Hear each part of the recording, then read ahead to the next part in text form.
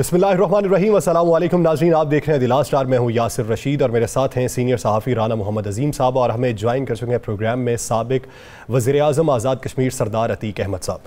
नाज़रीन, कश्मीरी मज़ालिम पर आवाज़ उठाने वाले वो मुतहर्रिक और तवाना आवाज़ के जो 92 बरस की उम्र में थम चुकी है, सैयद अली गैलानी, जो गुज़श्ता शब इंतकाल कर गए। ये वो शख्सियत थी जो उस वाक़े की भी ऐनी शाहिद थी कि जब मकबूजा जम्मू कश्मीर को भारत की तहवील में दे दिया गया।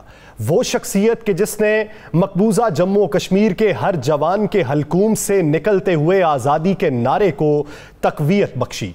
आज तमाम वादी के जवान ये कहने पर मजबूर हैं कि कश्मीरी बेटे हैं, जर्री जवान हैं हम, सैयद अली गैलानी का ऐलान है हम, तकबीरों के नारों का तूफान है हम, हिंदी फौजों सुन लो पाकिस्तान है हम। वो शख्स कि जिसने ये कहा कि हम हैं पाकिस्तानी, पाकिस्तान हमारा है, वो जिसके अल्फाज और जिसकी अल्फाज की गूंज आज भी भारतीय हुक्मरानों के आसाब पर सवार है।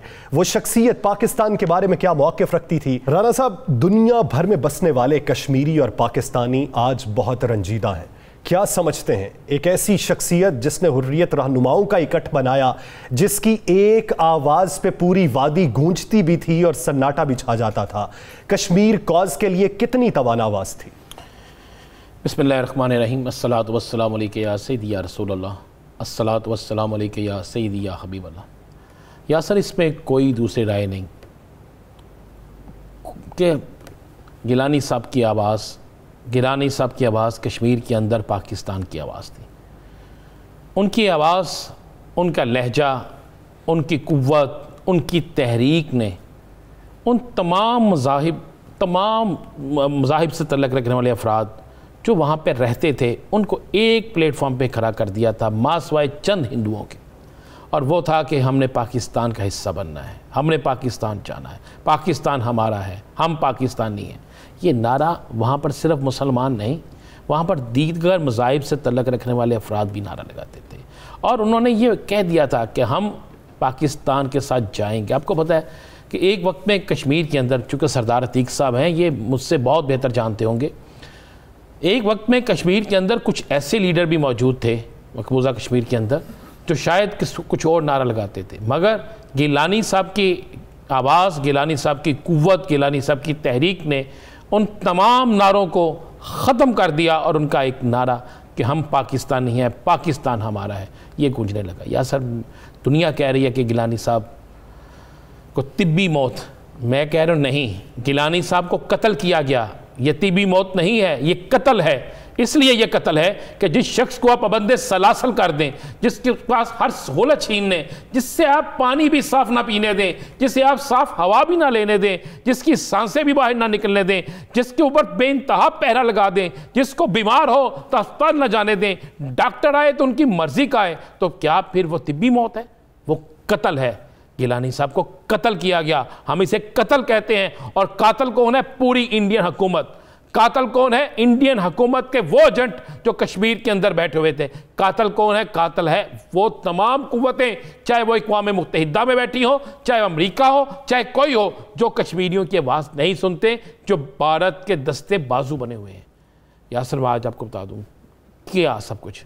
मैं सरदार अतीक साहब से गुफ्तगू से पहले मैं आपको एक छोटी सी चीज़ बचाऊँगा कि वो ऑडियो, चाहे मेरी आज और का रात से मुसलसल रब्ता था कश्मीर में, मकबूजा कश्मीर के अंदर, तो मैंने वहाँ पे गिलानी साहब के इंतहाई करीब शख्स जो वीडियो में देखे जा सकते हैं, जब गिलानी साहब की ये मैयत पड़ी थी और उनके पास जो उनके चंद लोग थे, उनमें से एक वो है। नाम और तस्वीर हम इसलिए नहीं दे रहे कि खदशा है कि नाम और तस्वीर आएगी तो उसे उठा लिया जाएगा। सरदार साहब, आपकी जानिब आऊँगा। हम बचपन से सैयद अली गैलानी साहब के खिताबात सुनते आए हैं, बड़े बड़े वाज को सुना, बड़े बड़े ख़तीबों को सुना, लेकिन वो बज़ाहिर जिस्म लाग़िर कमज़ोर था, लेकिन आवाज़ इतनी तवाना थी कि रोंगटे खड़े हो जाते थे।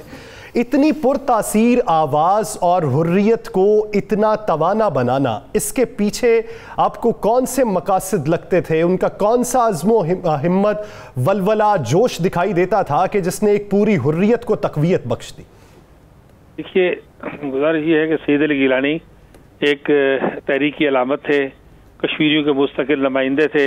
दुनिया भर में कश्मीरियों की एक इंतहाई तवाना और मौसर आवाज़ थे, एक मकबूल आवाज़ थे, एक मुदल्लल आवाज़ थे। उनकी पुष्ट पर सारी तहरीक आज़ादी कश्मीर खड़ी थी। उनकी पुष्ट पर 6 लाख शुहदाए कश्मीर का खून मौजूद था। उनकी एक आवाज़ पर जम्मू और कश्मीर के अंदर लब्बैक कहने वाले नौजवान और गर्दनें कटवाने वाले लाखों की तादाद में मौजूद थे। चट्टान की तरह रासख शख्स थे। दुश्मन से बात करने और दुश्मन की नफ्सियात को समझने के बेहतरीन साइंसदान थे सईद अली गिलानी साहब, और वाले कश्मीर की शनाख्त बन चुके थे। ये शख्स, इस शख्स की आवाज़ जिसम जितना मर्जी, राना साहब ठीक कह रहे थे कि इस शख्स को शहीद किया गया। अली गिलानी साहब को जिंदगी की हर सहूलत से महरूम रखा गया, 12 साल तक जेल में रखा गया। हॉस्पिटल की सहूलत से, जामे मस्जिद की सहूलत से, ईदगाह की सहूलत से, अजीजों और रिश्तेदारों के कफन दफन में और जनाजा में शिरकत की सहूलत से उनको महरूम रखा गया। इसलिए मैं समझता हूँ कि आज हिंदुस्तान का वो मकरूर चेहरा बेनकाब हो गया। सईद अली गिलानी तो अक़वाम मुत्तहिदा का एक मौसर पैगाम सुनाते थे लोगों को। वो कोई ऐसी बात नहीं करते थे जो आइन के साथ, कानून के साथ, ज़ाब्ते के साथ, बैनुल-अक़वामी हालात के साथ और आलमी करारदादों के साथ मुताबिकत न रखती हो। तो सईद अली गिलानी को जिस तरह उनकी लाश चोरी की गई, जिस तरह हिंदुस्तान ने उनके जस्ते खाकी को चोरी करके सफाकियत का मुजाहरा किया, इस करतूत से तो मैं समझता हूँ कि इब्लीस को भी शर्मा जाना चाहिए। इसलिए उनके पीछे भी तारीख और तहरीक थी, और अल्लाह के फजल करम से वो जाने के बाद भी एक अजीम, अभी आपने राना साहब के लिए जो ऑडियो मैसेज कश्मीर से किसी जवान ने दिया है, आपने सुना, उन्होंने कहा कि हम मुतमईन हैं कि ये तहरीक आगे बढ़ेगी, हम मुतमईन हैं कि पाकिस्तान जिंदाबाद, हम मुतमईन हैं कि अफवाज पाकिस्तान जिंदाबाद। अब अगर हिंदुस्तान की 10 लाख फौज के साए में खड़े होकर सईद अली गिलानी जाते जाते ये जज्बा इनकलकेट कर गए हैं, ये जज्बा रास्ता कर गए हैं, ये जज्बा लोगों को पूरी तरह घोल के पिला गए हैं, उनके खून के रगो रेशे में समो गया है, तो फिर सईद अली गिलानी बड़े नहीं है।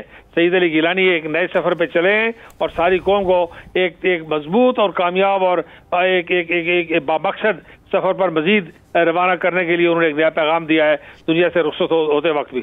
सरदार साहब, कश्मीर के अंदर, श्रीनगर में, मकबूजा कश्मीर के हर जगह पे ये एक पोस्टर है जो लग चुका है, पोस्टर लग चुका है पूरी सख्ती के बावजूद, और उसमें क्या कह रहे हैं कि कश्मीर के शहीद जो हैं सईद अली गिलानी की अज़मत जुरत को पूरी कौम की तरफ से खराज अक़ीदत और पेश करने के लिए सब लोग जो हैं वो निकलें घर से। ये लग गए हैं। कल आप क्या समझते हैं कि जितना मर्जी जोर लगा लें, खौफ की अलामत तो यह है कि उनके जस्ते हाकी से भी डर लग रहा था भारतीय फ़ौज को, तो आप क्या समझते हैं कि तहरीक तो रुकने वाली नहीं? मैसेज हमने भी सुना, आपने भी सुना। कल का दिन जो है जुम्मतुल मुबारक का दिन, मकबूजा कश्मीर में कैसे देख रहे हैं? देखिए, गुजारिश ये है कि सिर्फ मकबूजा कश्मीर में नहीं, बल्कि मैं खुद आपके ज़रिए और बाकी सोशल मीडिया के ज़रिए भी ये अपील करना चाहता हूँ कि सारे आज़ाद कश्मीर की मसाजिद में, गिलगित बल्तिस्तान की मसाजिद में, जम्मू और लद्दाख की मसाजिद में, कश्मीरी जहाँ पाकिस्तान में और दुनिया भर में बैठे हुए हैं, जहाँ जहाँ जुमा पढ़ें, जहाँ खतीब हैं, जहाँ इम्मा हैं, वहाँ अली गिलानी को खराज अक़ीदत पेश करें, उनकी खिदमात को खराज तहसीन पेश करें। और हिंदुस्तान ने जो मैयत की बेहुरमती की है और इतने अजीम शख्स की, इतने बड़े अजीम सियासतदान की, इतने बड़े कायद की के वर्षा के साथ जो बदसलूकी की है, उसकी शदीद अल्फाज में मजम्मत करें। कल का जो जुमे का दिन है, ये सिर्फ वादी में नहीं बल्कि रियासत के दोनों हिस्सों में जो है ये योम मजम्मत बनना चाहिए और तहरीक कश्मीर से अपनी भरपूर वापसी का इरादा करना चाहिए। देखिए, आपने कहा कि पोस्टर तो फौज उतार सकती है, पोस्टर तो पुलिस उतार सकती है, इंतजामिया उतार सकती है, लेकिन लोगों के दिलों में जो नफरत हिंदुस्तान के खिलाफ पैदा हो गई है, जो अली गिलानी जाते जाते पाकिस्तान के साथ हम पाकिस्तानी और पाकिस्तान हमारा है का पैगाम देके चले गए हैं, जो सैयद अली गिलानी ने जिस कौम को बुरहान वानी शहीद से लेके मुजाहिद अव्वल सरदार अब्दुल क़य्यूम खान ने कश्मीर बनेगा पाकिस्तान कहा और सैयद अली गिलानी ने कहा कि हम पाकिस्तानी है, पाकिस्तान हमारा है। अब इन दो नारों के बीच में से कश्मीरी कौम को हिंदुस्तान कैसे निकाल सकता है? रविंद्रनाथ टैगोर ने कहा था कि आप जबर से किसी के हाथ की लाठी छुड़ा सकते हैं, लेकिन किसी के दिल में घूमने वाली आपके खिलाफ जो नफरत की लाठी है उसे आप जबर से नहीं छुड़ा सकते। आज 2 करोड़ कश्मीरियों के दिलों के अंदर हिंदुस्तान के खिलाफ नफरत में जो नफरत मौजूद थी पहले से, उसमें बेपनाह इजाफा हो गया है सईद अली गिलानी की शहीद की मैयत के साथ बदसलूकी के बायस, और उसके बाद हिंदुस्तानी फौज की बहादुरी जो है वो आया हो गई है कि ऐसी बुज़दिल फौज है। क्या लगता है कि क्या फर्क पड़ सकता है, दफनाया घर के करीब भी, तो अगर उनकी वसीयत के मुताबिक दफना दिया जाता तो फिर क्या फर्क पड़ता? जी सिर्फ ये कि हिंदुस्तान का कमीनापन छुपा रहता और दुनिया को ये ना पता लगता कि इतना बड़ा मुल्क, दुनिया की बड़ी जमहूरियत का दावेदार और सिक्योरिटी काउंसिल का मेंबर बनने का ख्वाहिशमंद, सेंट्रल एशिया तक सारे ममालिक को नेस्त नाबूद करने का तलबगार और हजमनी और जारियत और तोसी पसंदी का अज़ाइम और हिंदुत्व का जो है वो फलसफे का बानी और मुहर्रिक और महात्मा गांधी का कातिल जो है वो बेनकाब न होता और क्या होता, शोहदा के कब्रिस्तान में दफन करने देते, अजीज वकारों को आने की इजाजत देते, मुल्की गैर मुल्की मीडिया को वो कवर करने देते ताकि दुनिया को पता लगता कि 10 लाख लोगों की फौज की मौजूदगी में क्या सूरत है। मैं आज भी आपसे कहता हूँ कि ये जिस तरह ये राणा साहब वाला पैगाम आप उनके नाम जो था वो आपने ऑडियो मैसेज सुनाया, ये जो आप देखते हैं, ये 10 दिन कर्फ्यू लगाएं, 15 दिन लगाएं, महीना लगाएं, उनको नानी याद आ जाएगी, उनको अंदाजा हो जाएगा कि जब नौजवान बाहर निकलेंगे, बूढ़े निकलेंगे, मर्द निकलेंगे, औरतें निकलेंगे। इस हिंदुस्तानी कश्मीर की जेल में 29वां साल है डॉक्टर कासिम को, आसिया अंद्राबी के मियाँ को 29वां साल शुरू हो गया है आज जो है वो जेल में बैठे हुए हैं, लेकिन समझौता करके बाहर आने के लिए तैयार नहीं है। तो ये बिल्कुल ठीक कहा किसी ने कि वहां तो हर घर से और हर दर से एक अली गिलानी निकलेगा। सैयद अली गिलानी ने भी जब मुहासरे के दौरान उन्हें घर से गिरफ्तार किया गया था, बुजुर्ग थे, तवाना थे, चलने में भी कुछ दिक्कत का सामना था, लेकिन उनका भारतीय फौजियों को यह कहना कि क्या इस गिलानी के जाने के बाद तुम ये समझ लोगे कि अज़्मो हिम्मत और जिद्दोजहद आज़ादी मांद पड़ जाएगी, याद रखना कि इस गिलानी के जाने के बाद कश्मीर के हर घर से गिलानी निकलेगा, किस किस को रोक पाओगे। उनकी अज़्मो हिम्मत और जुर्रत को हम सलाम पेश करते हैं। बहुत शुक्रिया सरदार अतीक अहमद खान साहब इस हवाले से अपना वक्त। नाज़रीन, दीगर सियासी मंजरनामे पर बात करेंगे एक शॉर्ट ब्रेक के बाद। Stay with us.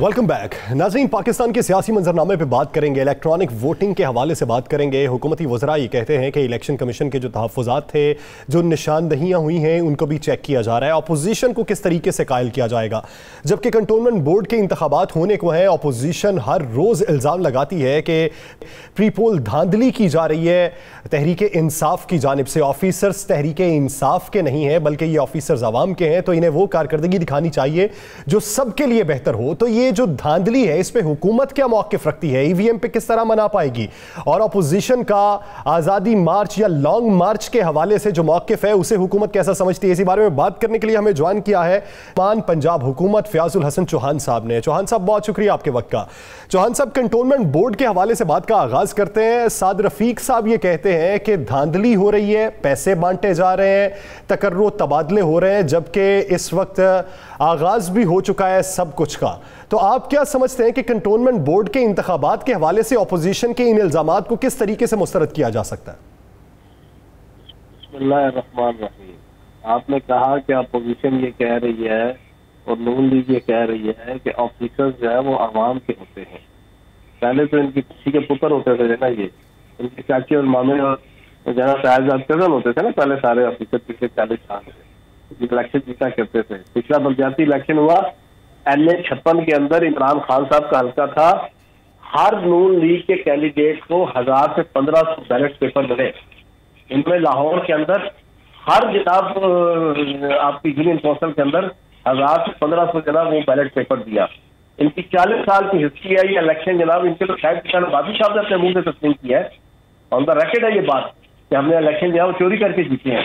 अब इनको आवाम ऑफिसर जो है वो आवाम के पहले जो है वो फुफी तो पुत्र होते थी, पहले इनके घर के खादिम और गुलाम होते थे, आले शरीफ के घर की बादशाह थी पहले। अब ये कहते हैं कि नहीं, अब वो आवाम के जनाब वो बाकायद बन के रहें। ये समझता हूँ कि ये नाच ना जाने आंगन तेरा, Batman clause with his shoes.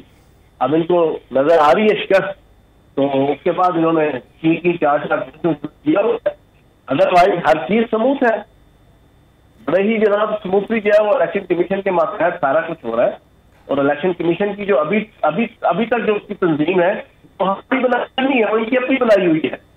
इनके लगाए हुए मेंबर है, इनके लगाए हुए इलेक्शन कमिश्नर है, इनके लगाए हुए सारा कुछ है, ठीक है ना जी। हमने तो आप इलेक्शन कमीशन को जनाब अपोजिशन लीडर के मशवरे से और से जनाब हमने अपॉइंटमेंट कर ली है। मैं ये समझता हूँ कि ये फजूल के जाएगा होना, बाकी ऐसी कोई बात नहीं है। चौहान साहब, आपके अक्सर वज़रा जो है वो कहते हैं कि चंद दिनों में मुस्लिम लीग नून की क़यादत के बहुत से लोग गिरफ़्तार हो सकते हैं, बहुत से लोग दीगर जो करप्शन में है वो गिरफ़्तार हो सकते हैं। तो ये इनके दावे, आपकी जमात के बहुत से अहम तरीन लोगों के दावे, किस हद तक इसमें हकीकत है? और अगर हकीकत है तो आप पंजाब में वज़ीर जेल खाना जात भी हैं, कुछ जेल के अंदर बंदोबस्त किया आपने? हाँ जी, माही आवेगा तो फुल्ला साल धरती से जाऊंगी जेलों की सफाई कराएंगे, ठीक है ना। और क्या ना चलागी पक्कियां बड़ा कुछ कह रही है मक्खियां, ठीक है ना, मक्खियां नहीं मक्खियां। कहने का मतलब ये है कि 3 साल से केसेस चल रहे हैं नैब में। रमजान शुगर मिल के एक केस ही, तीसरे केसेस जो खादमे आला इक्वल टू खप्ती आला इक्वल टू कातले आला, उनके जवाब जो केसेस चल रहे हैं वो अब एंड पे आए हुए हैं। एंड पे आके नजर आ रहा है कि इनके साथ होना क्या है।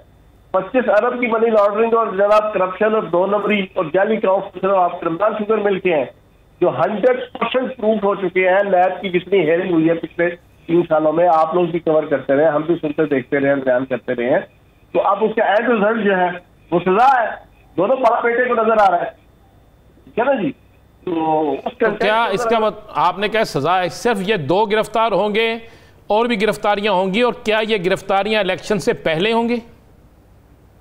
रिजल्ट आ जाना है, आप देखें ना, सारी चीजें फाइनलाइज हुई हुई है बहुत से केसेस के अंदर। 3 साल से ये पीछे भुगतते थे, इस तरह विक्ट्री का निशान बनाते थे जैसे पैदल हज करके आए हैं, या कोई नाइट्रोजन बम या हाइड्रोजन बम का फार्मूला नहीं है याद किया है इन्होंने, या दिल्ली के लाल किले में झंडा लहरा के आए हर लैब की पेशी पे, इस तरह विक्ट्री का निशान। अब जब फैसला आएगा तो फिर इनसे पूछा जाएगा ना, हरा समुंदर गोभी सुंदर, बोल मेरी मछली कितना पानी। तो वो चीजें सारी जब आएगी सजाएं तो होनी है। राणा साहब, इस वक्त जो वज़ीर आज़म के बयान को लेकर मैं बात को आगे ही बढ़ाऊंगा। वज़ीर आज़म ने ये जो बयान दिया कि गुज़श्ता यानी मोटरवे पहले भी हुकूमतों ने बनवाई, कुछ हुकूमतों का क्रेडिट ही सिर्फ मोटरवे है, तो आप वो क्रेडिट भी इस तनाजुर में ख़त्म कर दें कि उसने फ़ायदा नहीं दिया, ये फ़ायदा देगी? नहीं, इसमें पूरी बात यह है जो उन्होंने ये कहा कि तामीरात के हवाले से, सड़कों की तामीरात के हवाले से, साथ उन्होंने ये भी कहा कि जितना हमने काम कराया साबका हुकूमतों ने नहीं कराया। अच्छा, बात ये दुरुस्त वो कह रहे हैं, फ़र्क सिर्फ इतना है कि पहले अगर 1 अरब रुपया किसी सड़क की तामीर पे लगता था तो फिर 20 करोड़ रुपया उसकी एडवर्टाइजिंग पे लगता था, उसकी पब्लिसिटी पे लगता था और उसके शोर शराबे पे लगता था। इस हुकूमत ने ये काम नहीं किया, जिसकी वजह से इसके बहुत से काम नज़र नहीं आते। लेकिन जहाँ तक ये कहा जाए कि पहली मोटरवे भी बड़ी बेहतरीन कामकारी है और अब जो इन्होंने बनाई है वो भी सबके सामने है। ये ज़रूर एक फ़र्क है। मैं जिस तरह कहा कि वाकई इसमें कोई शक ज्वाइन कर चुके हैं चौहान साहब, मेरा नज़रिया यह है कि पहले किसी भी काम पे बड़ी पब्लिसिटी की जाती थी। आपकी हुकूमत जो है किया बहुत कुछ है, डिलीवर भी बहुत कुछ किया है, अवाम तक नहीं पहुंचा सके। मैंने वो बताया, पहली मोटरवे बनी थी 400 किलोमीटर लंबी, वो 225 किलोमीटर में बन सकती थी। पहली जो मोटरवे बनी थी उससे जो कमीशन खाया था नवाज शरीफ साहब ने, तो 1 जून 1993 को जेफ ग्राहम नामी एक बंदे से बेगम कुलसूम साहिबा की सरपरस्ती में यही फ्लैट खरीदे गए थे 17A, जो बेगम सफदर अवान साहिबा के नाम लगे। ये ब्रेकिंग में आपको दे रहा हूँ, जेफ ग्राहम नामी, ये पूरा पनामा केस चला था। ये उसी पहली मोटरवे का कमीशन था कि जो आपके जनाब नवाज शरीफ साहब ने जाके उसको लगाया था किसी ठिकाने, अपनी बेटी के नाम जाना, ये 2 फ्लैट 1993 में लिए थे जिसमें इस वक्त रह रहे हैं। तो ये तो भाई जी पहली मोटरवे की दास्तान है। तो ये जो अब मोटर और फिर उसके ऊपर जो पब्लिसिटी, इतने बड़े बड़े खोपड़े जरा दोनों भाइयों के लगा के करोड़ों रुपए के एड्स, अभी आपके सामने मोटरवे का इफ्तिताह हुआ है कि आपको एड्स नजर आएंगे 1 आध दिन 2 दिन आपको जरा, वो भी बगैर तस्वीरों के, ठीक है जी, वो भी शायद नहीं है। तो ये फर्क है ना, इसमें अखराजात का भी फर्क आएगा, कोई कमीशन नहीं होगा, कोई मुराद सईद का, कोई जनाब प्राइम मिनिस्टर साहब का, प्राइम मिनिस्टर साहब के फ्रंटमैन का, ठीक है जी। ये फर्क है जो आपको प्राइम मिनिस्टर साहब बता रहे हैं कि इस मोटरवे में और पुरानी मोटरवे में ये डिफरेंस है। चौहान साहब, चलें, ये तो आ गया मोटरवे, ज़रा आगे बढ़ते हैं, थोड़ा सा इस मामले के आगे लेकर चलते हैं। आइंदा आने वाले इंतखाबात किस बुनियाद पर पीटीआई कहती है कि हम इलेक्शन जीतेंगे? वो कौन सी है? क्या सिर्फ हेल्थ कार्ड या हेल्थ कार्ड, किसान कार्ड? क्या आप समझते हैं कि इस बुनियाद पर इलेक्शन जीता जा सकता है? नहीं, मुझे आज लगता है हेल्थ कार्ड कुछ भी नहीं है कि पंजाब के अंदर जो है 100% आबादी को 7.25 लाख की मालियत का फ्री हेल्थ कार्ड मिल रहा है और बेहतरीन प्राइवेट हॉस्पिटल के अंदर गरीब का बच्चा जो है ना, गरीब की बच्ची जो है ना, गरीब की बीवी और गरीब का खावन जो है ना, और गरीब का बाप, वो गरीब की माँ, वो जनाब अपना इलाज करवाए। पाकिस्तान की हिस्ट्री में कभी सुना था? पंजाब की हिस्ट्री में? लेकिन ये उन हजारों कामों में से सिर्फ एक काम है जो पंजाब के अंदर हम इलेक्शन लड़ेंगे। प्राइम मिनिस्टर ऑफ पाकिस्तान की दी हुई पाकिस्तान को इज्जत, वकार, गैरत और खुददारी और एक आइडेंटिटी पहला।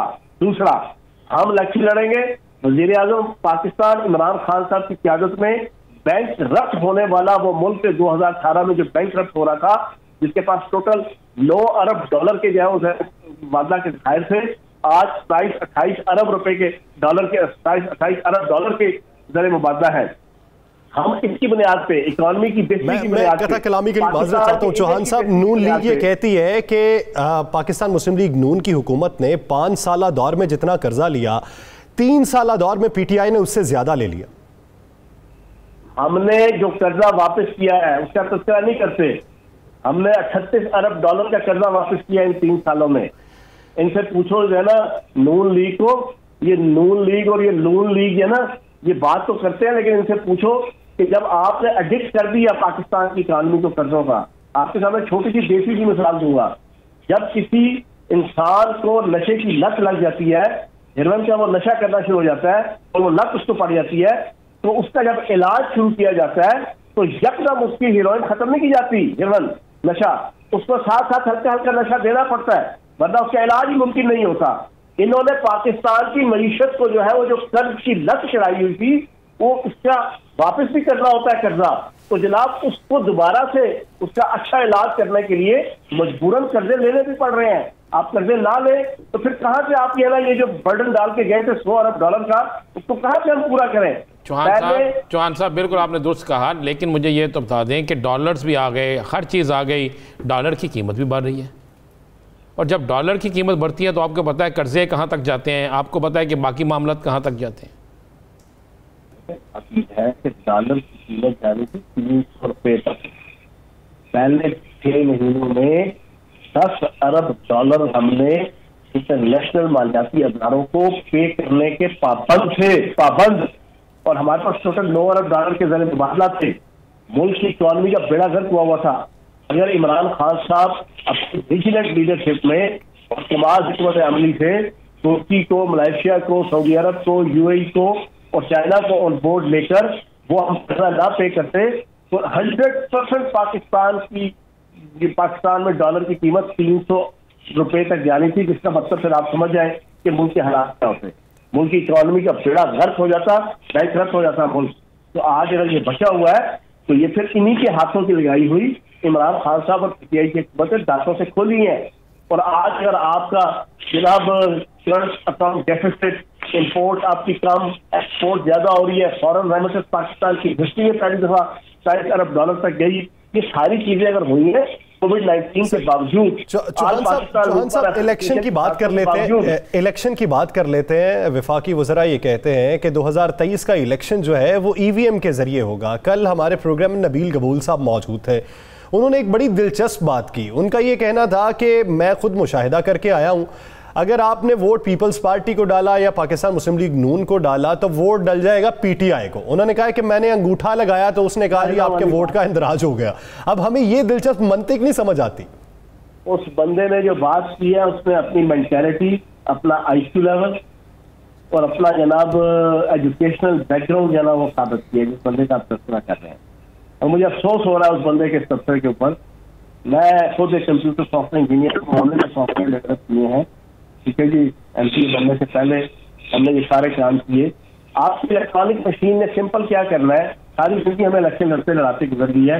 इलेक्ट्रॉनिक मशीन में जिस बूथ पे लगी होगी या जिस यूनियन कौंसिल पे लगी होगी, उस यूनियन कौंसिल और उस बूथ की जो आपकी इलेक्शन की जनाब आपकी फहरिस्त है, उसका पूरा डेटा नीट एंड क्लीन उसके पास मौजूद होगा, और जो बंदा भी वोट डालने आएगा उसका शनाख्ती कार्ड, उसका थंबनेल, उसकी जनाब एक एक आइडेंटिटी 100% फ्री एंड फेयर जो है ना, ऑटोमेटिक जो है ना उसकी रेक्टिफिकेशन होगी, और कोई मुर्दा वोट नहीं डाल सकेगा, कोई मुर्दा नहीं वोट डाल सकेगा। आज भी पंजाब के अंदर हजारों लाखों वोट है जो नून लीग ने इस किस्म के 2 नंबर अंदराज कराए हुए हैं। सही। इनको मौत तो सिर्फ इस वजह से पड़ रही है कि अगर इलेक्ट्रॉनिक मशीन आ गई तो इनकी सारी चक्कर चलाकी, चक्करबाजी, 2 नंबरी तो सारी खत्म हो जाएगी। ऑपोजिशन को ये डर है कि अगर ईवीएम आ गई तो धांधली जो होती थी वो नहीं हो सकेगी। तो उम्मीद ये करते हैं कि साफ और शफाफ इलेक्शन हो और तमाम अफराद की कंसेंसस से हो। बहुत शुक्रिया फयाज सुहान साहब इस हवाले से अपना वक्त देने के लिए। नाजरीन, दीगर इश्यूज़ पे बात करेंगे एक शॉर्ट ब्रेक के बाद। Stay with us.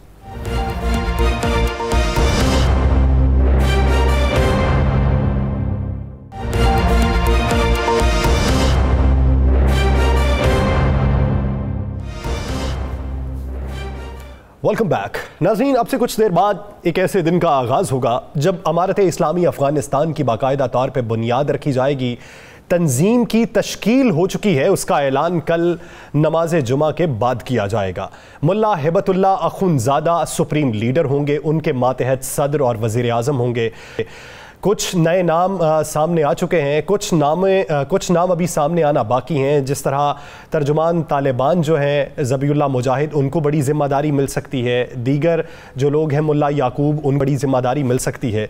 तो कल तश्कील होने के बाद जब सारी काबीना का ऐलान हो जाएगा तो फिर तरक्याती तौर पर अफगानिस्तान किस तरीके से आगे बढ़ेगा, मुश्किलात क्या होंगी, कल का दिन कितना बड़ा दिन है और उसकी तैयारियां किस तरीके से जारी हैं। राना साहब की तरफ बढ़ते हैं। राना साहब, सदारती महल की अगर कुछ तस्वीर देखें, वीडियोस देखें तो धूमधाम से तैयारी जारी है। परेड जो की गई, जो अमेरिकन असलहा दिखाया गया, उनकी बाकियात दिखाई गई, उससे तो ये लगता है कि भरपूर तैयारी से मैदान में उतर रहे हैं। देखें, 20 साल बाद एक चीज़ को फतह करना, 20 साल बाद सुपर पावर्स को शिकस्त देना, 20 साल तक मुसलसल वहाँ पर जद्दोजहद को जारी रखना, और उस जद्दोजहद को जारी रखने के बाद इस तरीके से आके वहाँ पे अपनी हुकूमत कायम करना कि एक शख्स का भी खून ना बहा हो, एक शख्स जो है उसको गोली ना मारी गई हो, एक शख्स के साथ भी काबल के अंदर कोई ऐसा सलूक ना किया गया हो कि कहे कि जबरन आए हैं, बल्कि वहाँ बड़े आए, अमन से आए, सुकून से आए, बैठे। उन तमाम लोगों को जिनका कोई जुर्म संगीन तरीन नहीं था, उन्हें आम माफ़ी का ऐलान कर दिया। तो उसके बाद अब जो हुकूमत बनने जा रही है, यासर, ये कल जब काबीना बन जाएगी, हुकूमत बन जाएगी, और मैं आपको ये बताता चलूँ कि ये जो नई हुकूमत बनने जा रही है, जो नए नाम सामने आ रहे हैं, कल जो ऐलान होगा जुम्मतुल मुबारक की नमाज के बाद, मेरे पास इतला ये है कि इनके हवाले से बाकायदा, इन नामों के हवाले से बाकायदा कई ममालिक जो हैं उनको इत्मीनान में लिया गया। इसलिए इत्मीनान में लिया गया है कि ताकि अफ़गानिस्तान की बेहतरी के लिए कोई शख्स कोई किसी और मुल्क से तनकीद ना हो।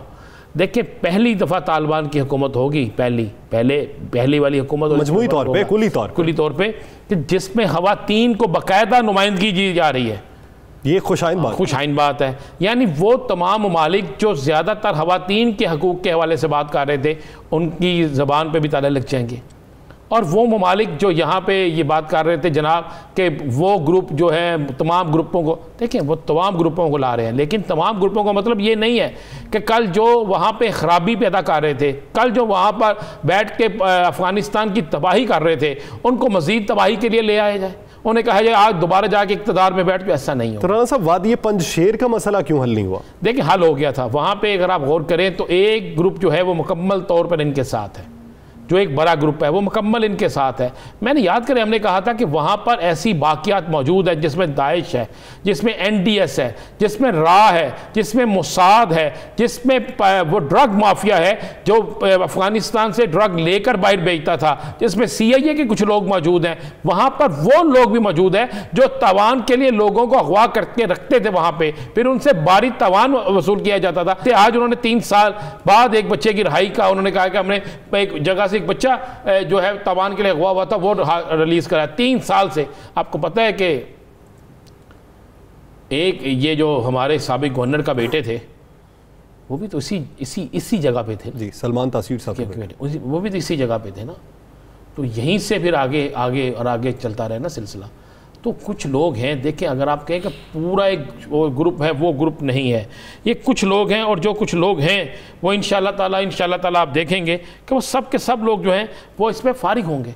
अब इस वक्त हालात बिल्कुल तब्दील शुदा हैं। इस वक्त अफ़गानिस्तान के अंदर कुछ ग्रोह जो लड़ना जा रहे हैं, ये तालिबान को भी इल्म है कि उनके पीछे कौन खड़ा है, ये तालिबान को भी इल्म है कि वो लोग जो हैं उनको सपोर्ट कौन कर रहे हैं। इतनी आसानी से वो बाहर नहीं निकल सकते थे, उनके पीछे कौन खड़ा है, जो जो उनके पीछे खड़ा है उसको निशाना बनाया जाएगा। तालिबान को यासर एक चीज़ में रखिए, एक सवालिया निशान, और ये सबको पता है कि जिस वक्त एयरपोर्ट पे धमाका होता है उसके एक दिन बाद ही बाकायदा अमेरिका की तरफ से ड्रोन हमला किया जाता है, 1 से 2 दिन बाद, और दाइश के लोगों को निशाना बनाया जाता है।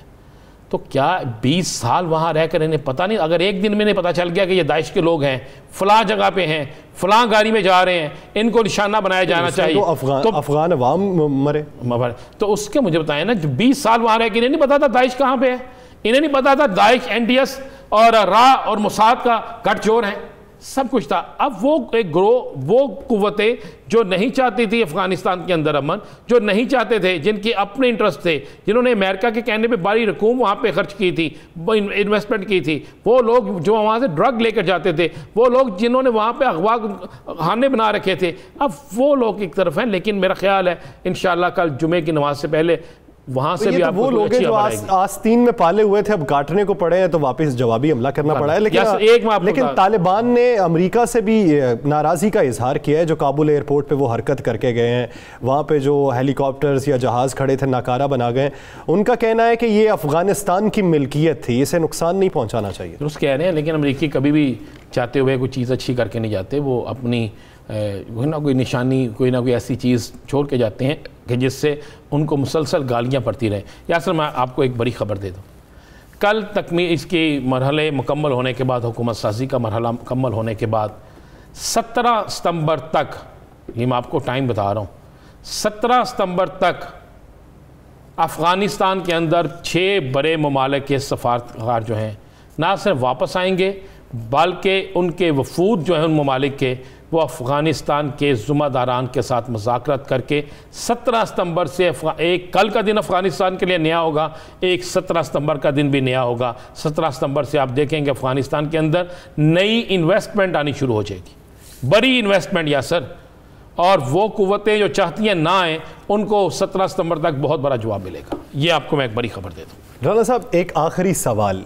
अफ़गानिस्तान में तालिबान के जो तर्जुमान है, सिफारती तर्जुमान सुहेल शाहीन साहब, उन्होंने कश्मीर के हवाले से भी बयान दिया। फिर उनका ये कहना था कि पूरी दुनिया के अंदर जहाँ पे मुसलमान बसते हैं, उनके हुकूक के लिए हम अपनी आवाज़ बुलंद करना अपना हक समझते हैं। इससे इशारा किया, देखें उन्होंने क्लियर इशारा दिया है कि पाकिस्तान जिस तरह हर जगह से आवाज़ उठा रहा है ना, जहाँ पे मुसलमानों के ख़िलाफ़ जुल्म हो रहा है, तो अब अफ़गानिस्तान की आवाज़ भी उसमें शामिल होगी। अगर कश्मीर के अंदर जुल्म होगा, कश्मीर के अंदर सेम वही सिस्टम चल रहा है कि उनके ऊपर भी वहाँ पे अमेरिका की फोर्सेस मुसल्लत की गई थी, यहाँ पे भारतीय फोर्सेस मुसल्लत की गई है। तो एक मुसलमान, देखें वो पहली बात ज़हन में रखिएगा, अफ़गान तालिबान जो हैं वो किस बुनियाद पर हुकूमत में आए हैं, वो इस्लामी नुक्ता नज़र के वाले। तो एक मुसलमान फिर किसी मुल्क में, वो कश्मीर के हवाले से उनके इस बयान के बाद बहुत सी चीखें निकल रही हैं। मैं सुबह से इंडियन चैनल्स देख रहा हूँ, बल्कि अब तो इंडियन चैनल ये कहना शुरू हो गए हैं जी कि अफ़गानिस्तान से पाकिस्तान और पाकिस्तान से बहुत से तालिबान जो हैं वो कश्मीर में दाखिल हो रहे हैं। और खुदा के बंदो, कश्मीर के अंदर तो एक एक शख्स गिलानी बन चुका है, वो तो खुद आपसे इतने अरसे से लड़ रहे हैं और लड़ते रहेंगे। वहाँ पर शायद बाहर से किसी भी मदद की ज़रूरत पेश ना आए। जम्मू और कश्मीर में हुर्रियत क़यादत के हवाले से या आने वाले दिनों में जज्बा आज़ादी के हवाले से बाहर से तक़वियत की बजाय अंदरूनी तौर पे जो गम और गुस्सा है, आप उसको ही भांप लें तो आपको पता हो जाएगा कि मुस्तकबिल इंडिया का क्या है। नाज़रीन, दीगर विषय पर बात करेंगे एक शॉर्ट ब्रेक के बाद। Stay with us.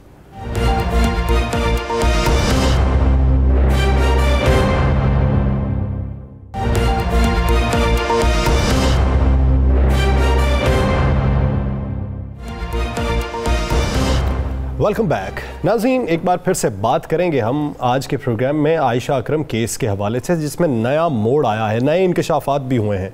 शनाख्त परेड में मुतासिरा खातून ने 104 में से 6 लोगों को शनाख्त किया।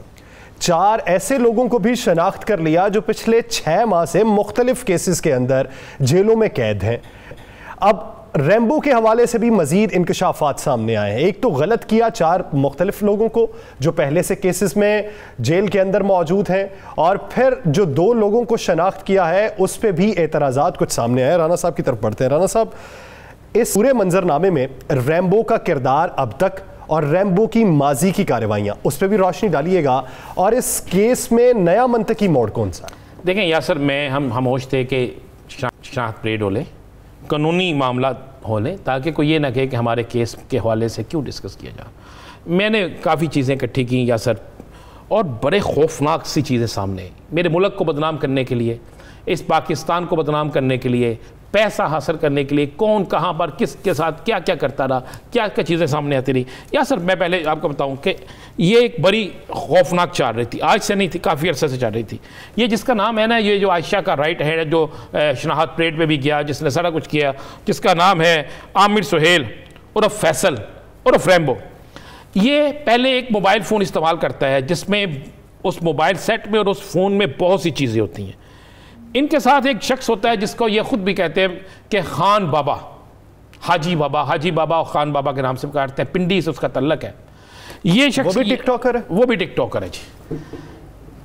इनका कहना है कि जी इनमें से ये जो एक इंफॉर्मेशन निकलती है बाहर कि वो ये रैम्बो, आयशा, वो सारे मिलकर टिकटॉकर होते हैं, आपस में बड़ी दावतें में उड़ाते हैं, सारा कुछ करते हैं। रैम्बो की जो बहुत सी वीडियोस आपको मिली हैं, जिनमें से ऐसी काबिल तरास वीडियोस हैं कि जो हम टीवी पे नहीं दिखा सकते, किसी सूरत नहीं दिखा सकते। कहा गया है कि वो एक मोबाइल से मिली और उसको फैलाने वाला इनका वो तीसरा साथी था।